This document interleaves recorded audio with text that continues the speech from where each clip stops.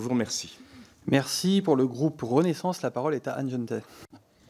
Merci, Monsieur le Président. Merci, messieurs, de vos propos introductifs. C'est toujours très intéressant de vous écouter. Je voudrais d'abord, comme parlementaire, vous témoigner sur un secteur que moi je découvre. Je n'ai pas l'expérience que vous avez, vous, les uns et les autres, dans les secteurs que vous représentez.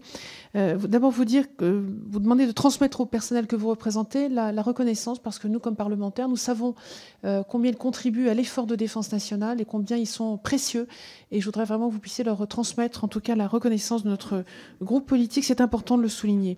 Dans un contexte, vous l'avez tous dit d'ailleurs, où les tensions sur le marché de l'emploi, déjà à commencer par ça, vont rendre encore plus difficile le recrutement, et notre rapporteur vient de l'évoquer.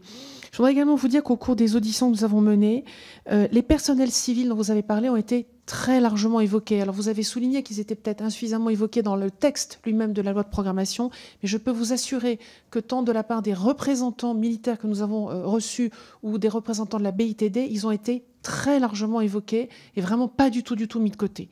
Ça, je voulais vraiment vous le dire. Et je m'en serais fait l'écho sinon si ça n'avait pas été le cas, parce qu'on sait combien on a besoin de cette complémentarité.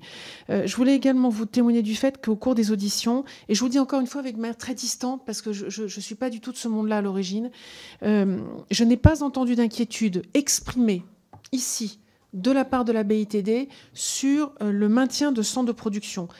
L'inquiétude qu'ils ont exprimée, ce sont vraiment des inquiétudes sur le vivier de talents, de compétences. Comment on les trouve, ces gens-là? Aujourd'hui, on sait, rien que sur le monde, par exemple, des ingénieurs, on manque terriblement d'ingénieurs dans tous les domaines. Et évidemment, ça pèse aussi sur nos armées, sur notre secteur de la défense.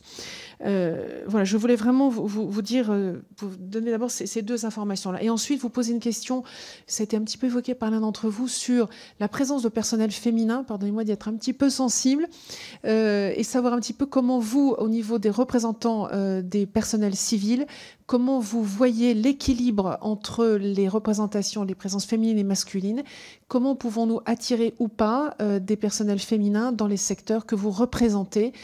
Qu'attendent-elles plus particulièrement? Je pense que ça peut être intéressant. Vous avez, l'un d'entre vous, évoqué les conditions de travail, l'environnement de travail. Je pense qu'au-delà de la rémunération, on voit bien qu'aujourd'hui, il y a une demande sur les conditions de travail et donc sur la manière de travailler qui est certainement différente. Donc merci pour votre retour sur ce sujet-là, sur la présence.